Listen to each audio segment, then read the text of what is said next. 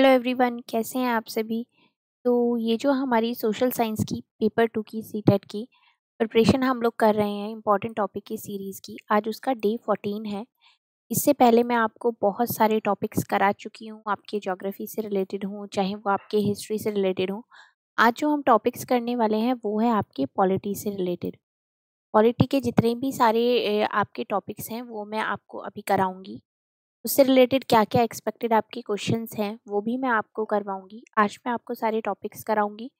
उसके बाद कल जितने भी आपके इससे रिलेटेड आपके जो टॉपिक्स बचते हैं और उससे रिलेटेड जो-जो क्वेश्चंस आपसे पूछे गए हैं, वो सब कराएँगे। अगर आपने सीटेट की उतनी सीरियसली प्रिपरेशन नहीं करी है और आप अगर ये इम्पोर्टेंट टॉपिक की सीरीज़ भी देख लेते हैं, तो भी आप सीटेट पेपर 2 सोशल साइंस में बहुत अच्छा स्कोर करेंगे और आपका एग्ज़ाम क्लियर हो जाएगा। तो अभी भी आपके पास टाइम है, आप ये पूरी सीरीज़ देख सकते हैं और पीवाईक्यू की प्रैक्टिस कर सकते हैं। तो उससे क्या होगा कि जो भी आपके डाउट्स हैं, वो क्लियर हो जाएँगे। पीवाईक्यूज़ करेंगे तो आपकी थोड़ी प्रैक्टिस भी हो जाएगी। तो चलिए टॉपिक को स्टार्ट करते हैं। डे 14 है हमारा और इससे पहले का जो लिंक है वो सारे आपको डिस्क्रिप्शन में मिल जाएंगे, वहाँ से जाके आप चेक करके बाकी की वीडियोस भी देख सकते हैं। ठीक है, तो आज जो टॉपिक है ये मैंने लिया है क्लास 6 की जो न्यू एनसीईआरटी इंट्रोड्यूस हुई है क्लास 6 की आपकी, वहाँ से ये टॉपिक्स लिया गया है क्योंकि न्यू बुक इंट्रोड्यूस हुई है। तो इस बार बहुत ज़्यादा चांसेस है कि वहाँ से डायरेक्टली क्वेश्चंस पूछे जाएंगे। तो अपनी तरफ से आपको कोई भी चीज़ मिस नहीं करनी है। तो आज का जो टॉपिक हम स्टार्ट कर रहे हैं वो है आपका ग्रास रूट डेमोक्रेसी। डेमोक्रेसी क्या होता है कि जब भी आप देखते हैं कि पूरे समाज में क्या है, बहुत सारे लोग रहते हैं, हर लोगों का अलग अलग काम होता है। उस काम में क्या होता है कि इस सारे सिस्टम को चलाने के लिए लॉ एंड ऑर्डर्स भी बनाए जाते हैं। अगर कोई गलती होती है, कोई गुनाह करता है तो उसको सज़ा भी मिलती है। ये सारा जो एक सिस्टम होता है, ये क्या है, ये गवर्नमेंट आपका देखती है। गवर्नमेंट में भी ऑर्गन्स होते हैं, जैसे कि the process of taking decision, जो कि आपके डिसीजन लिए जाते हैं या जो सोसाइटी की लाइफ है उसको ऑर्गेनाइज किया जाता है बहुत सारे रूल्स के साथ में। अगर ट्रैफिक सपोज फॉर एग्जांपल अगर ट्रैफिक रूल्स नहीं होंगे तो क्या कितने सारे एक्सीडेंट्स हो सकते हैं, लोग कितना गलत तरीके से ड्राइव करेंगे अगर ड्राइविंग रूल वो फॉलो नहीं करेंगे, ट्रैफिक रूल्स को वो फॉलो नहीं करेंगे। तो ये जितने सारे भी रूल्स बनाए जाते हैं वो किस लिए बनाए जाते हैं कि जो लाइफ है उसको एक ऑर्गेनाइज वे में दिया जा सके, ensuring that they are followed. और ये भी एक इंश्योर किया जाता है कि जितने भी लॉज बन रहे हैं, जितने भी रूल्स बन रहे हैं, उन सबको फॉलो किए जाए। उसको आप क्या बोलते हैं, उसको आप गवर्नेंस बोलते हैं। द ग्रुप ऑफ इंडिविजुअल्स और the system that makes the rules and ensure that they are followed is called a government. मतलब जो ये रूल्स बनाती है और ये इंश्योर करती है कि वो जो रूल्स बनाए गए हैं उनको फॉलो किया जाए, वो कौन होती है, वो आपकी गवर्नमेंट होती है। और जो कुछ इंपॉर्टेंट रूल्स होते हैं उनको क्या कहा जाता है, उनको लॉ कहा जाता है। अब इसमें एक बहुत इंपॉर्टेंट चीज़ आती है, आपके 3 ऑर्गन्स, गवर्नमेंट के 3 ऑर्गन्स होते हैं गवर्नेंस, जिसको आप हिंदी में शासन कहते हैं। उसमें आपका पहला होता है विधायिका, फिर होता है आपका न्यायपालिका और दूसरा इसके तीसरा होता है आपका कार्यपालिका, मतलब लेजिस्लेचर, जुडिशरी एंड आपका होता है एग्जीक्यूटिव। इन तीनों के बारे में अभी समझेंगे कि ये तीनों क्या क्या हैं। इससे पहले समझते हैं कि जैसे कि अगर आप पूरी दुनिया में देखते हैं कि आजकल जितनी भी डिजिटल टेक्नोलॉजीज़ हैं वो आपकी सोसाइटीज़ में आ गई हैं, वो फंक्शन करना उन्होंने शुरू कर दिया है। अगर हम इंडिया की बात करें तो 30 साल पहले अगर आपको किसी को मनी ट्रांसफ़र करना था तो आप कैसे करते थे? पोस्ट ऑफिस में बहुत लंबी लाइन में लगते थे, फिर आप फॉर्म भरते थे, फिर उसके बाद आप पेमेंट देते थे, उसके बाद बहुत लंबी लाइन में लगते थे। अगर बैंक में भी जा रहे हैं आप तो डिमांड ड्राफ्ट लगाना पड़ रहा है किसी चीज़ के लिए, उसके बाद आप उस मनी को देंगे, फिर वो पोस्ट करेंगे। तो मतलब कितनी सारी चीज़ें हैं जो उस टाइम पर एक टाइम लगता था, मनी ऑर्डर हो गए या डिमांड ड्राफ्ट हो गए। लेकिन आज की डेट में आपने इस तरीके का कुछ भी नहीं सुना होगा। अब आप मनी देखते हैं, हर जगह पर आपको पेटीएम स्कैनर मिल जाएगा या आप गूगल पे से पे कर सकते हैं। आप सिर्फ बारकोड को स्कैन करते हैं और आप मनी ट्रांसफ़र बहुत ईज़िली कर सकते हैं, कार्ड से कर सकते हैं। तो ये सब क्या है, इनसे क्या है, ये इसके इसके रहते हुए ये सब तो बहुत ईज़ी हो गया है। लेकिन एक क्रिमिनल क्लास भी इसमें एक नई जनरेट हो गई है जो कि बिना अपनी डेस्क को छोड़े डिजिटल वे से वो लोगों के पैसे को चुरा रहे हैं। This had led many governments to pass new law. तो इससे गवर्नमेंट ने क्या किया है कि कुछ बहुत सारे और भी लॉज बनाए हैं जिससे कि इस तरीके की जो क्रिमिनल एक्टिविटीज़ हैं जिसको आप साइबर क्राइम कहते हैं, उसको आप क्या बोलते हैं, साइबर क्राइम कहते हैं। जितनी भी इस तरीके की एक्टिविटीज़ हैं उनसे लड़ा जा सके और लोगों को उनसे बचाया जा सके। सम ऑफ दोज क्रिमिनल्स, जो कि इस तरीके के क्रिमिनल्स होते हैं, who believe in rubbing innocent people of their hard earn money, जो बहुत मेहनत से पैसा कमाते हैं इनोसेंट लोग, उनके जो पैसों को चुराने में यकीन रखते हैं, instead of using their skills to contribute to the society, have been arrested, उनको अरेस्ट किया जाता है और कन्विक्टेड इन कोर्ट, और कोर्ट में भी उनको पेश किया जाता है और उन पे फाइन भी चार्ज किया जाता है, उनको कुछ सालों की जेल भी कराई जाती है। तो ये सारी चीज़ें क्या है, ये गवर्नेंस के अंडर में आती हैं, जो आपके 3 ऑर्गन्स हैं, किस तरीके से वो वर्क करते हैं। अब जैसे आपसे क्वेश्चन पूछा जा सकता है साइबर क्राइम से रिलेटेड, कि साइबर क्राइम क्या है, साइबर क्राइम में क्या आता है, किस तरीके का क्राइम वो होता है, तो ये क्वेश्चन आपसे पूछा जा सकता है। अब जैसे ही आपके 3 ऑर्गन्स हो गए, 3 ऑर्गन्स में अगर देखा जाए तो सबसे पहले आपका आता है legislature, is the organ that makes new law. ये कौन सा फंक्शन ऑर्गन होता है, ये क्या होता है, ये नए कानून बनाता है। समटाइम्स इट ऑल्सो अपडेट और रिमूव एग्जिस्टिंग लॉज, और कभी कभी क्या होता है, जो पुराने लॉज बने हुए हैं उनको अपडेट करना या कुछ लॉज को हटाने का काम भी लेजिस्लेचर ही करता है। This is done by N assembly of representatives of the people, और ये कब होता है, जब बहुत से जितने भी रिप्रेजेंटेटिव्स होते हैं, लोग होते हैं, उनकी एक असेंबली होती है, उस टाइम पर ये होता है। और इसके ये और आगे आप ये भी देखेंगे कि इंडियन सिस्टम जो है वो किस तरीके से काम करता है, ठीक है। तो लेजिस्लेचर में आपका लॉज बनाए जाते हैं। एग्जीक्यूटिव में क्या होता है, executive is the organ that implements और एग्जीक्यूट द लॉ, और जो लॉ बनाए जाते हैं उनको एग्जीक्यूट करने का काम किसका होता है, वो होता है आपका एग्जीक्यूटिव का।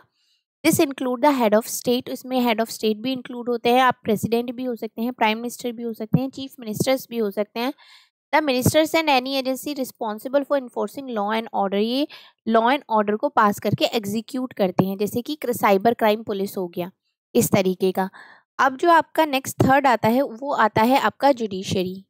अब जुडिशरी क्या होता है, ये होता है is a system of court, ये एक कोर्ट का सिस्टम होता है जो डिसाइड करता है कि अगर कोई किसी लॉ को ब्रेक करता है या उसको तोड़ता है तो उसके खिलाफ एक्शन लिया जाता है, चाहे वो पनिशमेंट हो, अगर ज़रूरत पड़ती है उसको कोर्ट में पेश किया जाता है, उसको मतलब executive is right in where a law pass the legislature is well conceived and fair to all. मतलब जुडिशरी में क्या होता है कि जो आपका एक कानून है या उससे निर्धारित जितनी भी पनिशमेंट्स हैं वो हर किसी के लिए सेम है, तो ये होता है आपका जुडिशरी। तीनों आपको क्लियर हो गए होंगे कि आपका ये विधायिका क्या होता है, न्यायपालिका क्या होता है और कार्यपालिका क्या होता है, ठीक है, ये सारा क्लियर हो गया।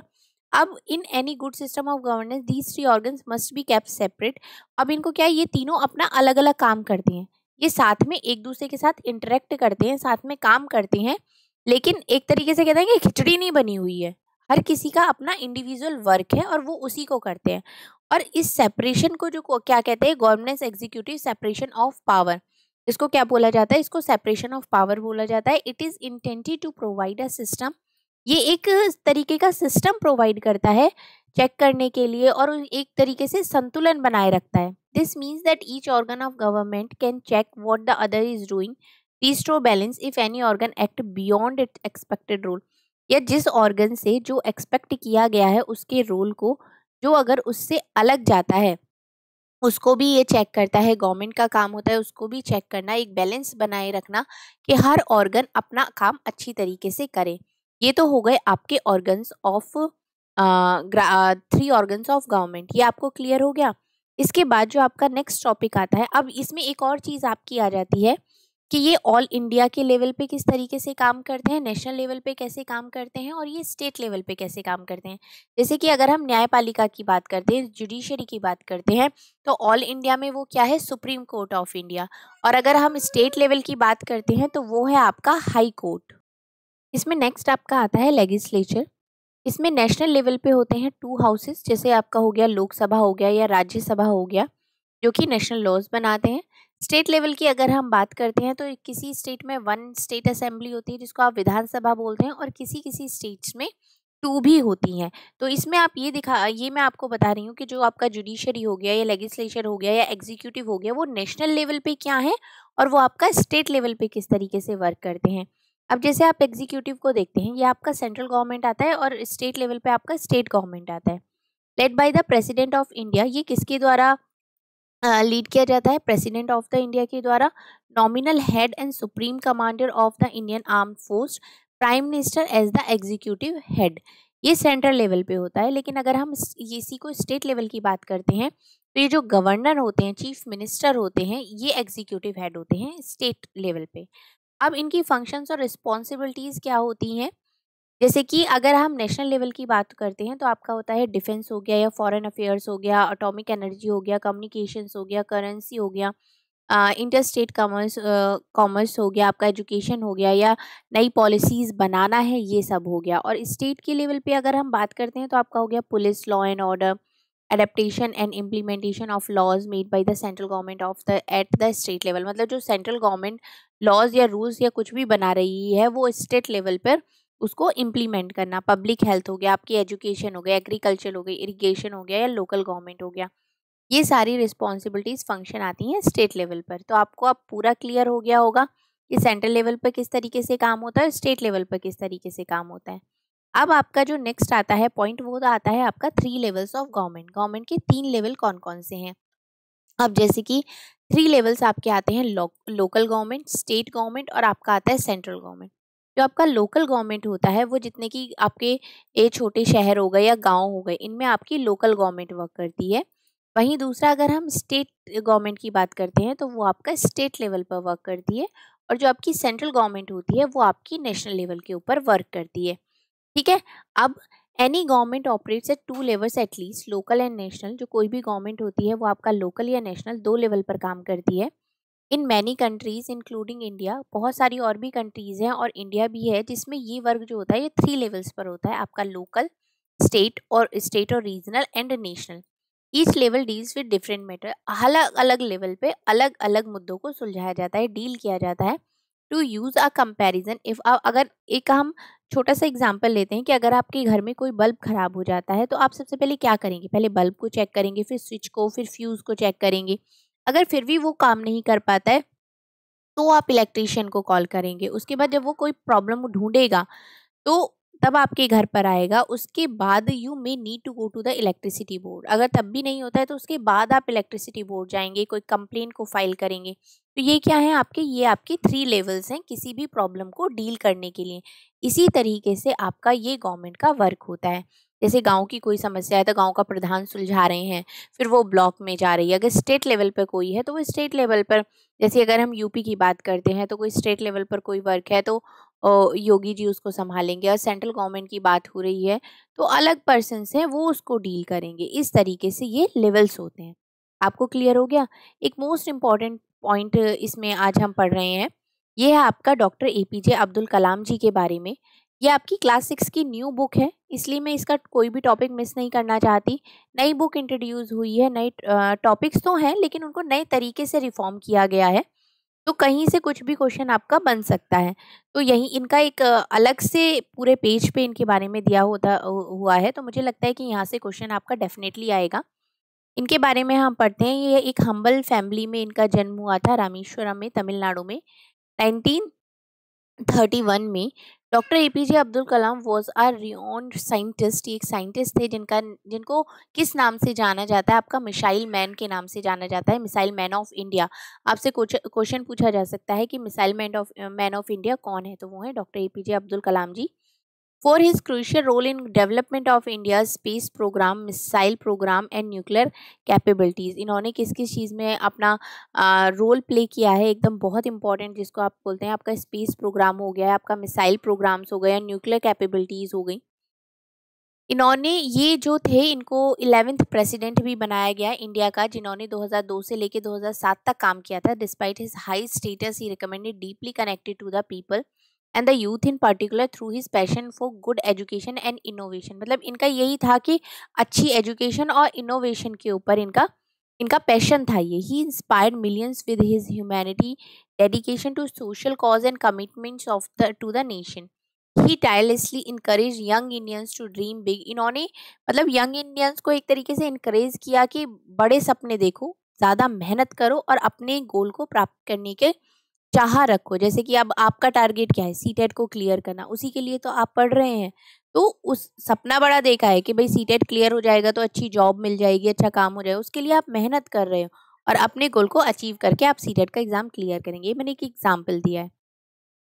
Dr. Kalam showed that even though his position as a president of India was nominal, he could play an important role impacting countless life. इन्होंने बहुत ही important role, एक impact इनका बहुत बड़ा रहा है. अब इनकी कुछ इंस्पायरिंग थॉट्स हैं जिनको मैं यहाँ पर आपको दिखाती हूँ. Look at the sky, we are not alone. अगर आप स्काई को देखते हैं तो आपको ये महसूस होगा कि आप अकेले नहीं हैं. The whole universe is friendly to us and conspires only to give the best to those who dream and work. दूसरी इनकी आ जाती है, to succeed in your mission you must have single minded devotion to your goal. एक goal बनाइए, एक thought रखिए और उसको अचीव करने की कोशिश करिए. अगर आपके दिमाग में मल्टीपल थॉट्स चलते रहेंगे तो ना ही तो आप उस लेवल की तैयारी कर पाएंगे और ना ही, अब ये है कि भाई मैं सीटेट भी कर लूँ, मैं इसका भी एग्जाम दे रहा हूँ, मैं ये भी कर रहा हूँ, मैं ये भी कर रहा हूँ, तो आप किसी भी एक चीज़ पर फोकस नहीं कर पाएंगे. एक सिंगल माइंड.